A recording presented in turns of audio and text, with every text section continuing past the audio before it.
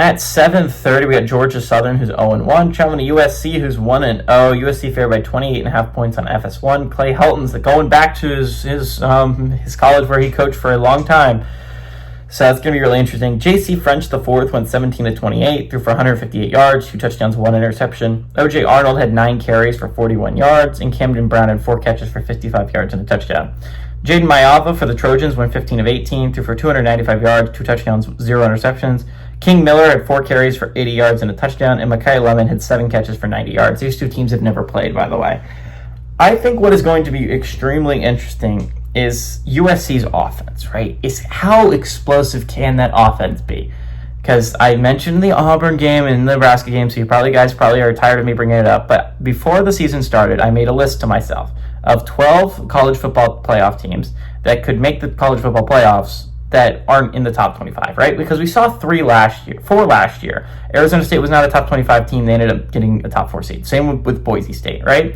Not to mention at-larges of Indiana and SMU. Both were not top 25 football teams, and all of them made the college football playoffs. I have 3 in my predictions of college football playoff teams that are outside the top 25 that could make the college football playoffs. So anyways, USC was one of them. USC was one of the teams I wrote down, less because of their schedule. A lot of teams I was looking at is like, can they win their schedule? Do I have belief that they can win their schedule? That was a big thing for me for Baylor. That was a big thing for me for Missouri. I looked at their schedule. That was a big thing for me for Nebraska, as I looked at that schedule and thought, that's pretty doable. This is a doable team that's outside of the top 25 that could do it. USC has a hard schedule. I will not lie. In a stretch, I think they play Michigan, Notre Dame, and Ohio State. Throw in there, I think.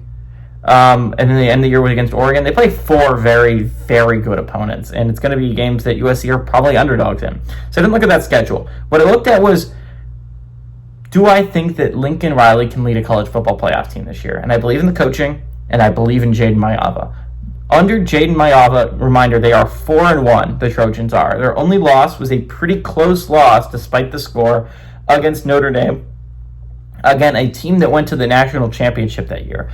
USC almost handed Notre Dame a loss that would have kept them very close to out of the college football playoffs. I think it would have been a very serious debate between who deserves to be in, more Notre Dame or Miami, right? 10-2 instead of Notre Dame, which should have gotten a top 4 seed if they were different seeding rules, right?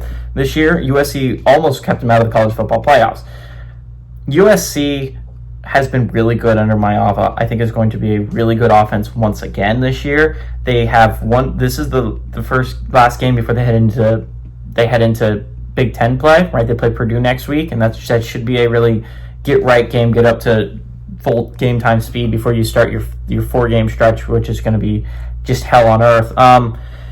I think this is a USC team that is really good. I truly do believe USC is one of the scariest teams in the Big Ten this year, and I like USC to win. I like USC to cover at home. Even though it's a 28.5 point spread and that's a lot of points, I think USC can put up a ton of points, as they showed last week against Missouri State.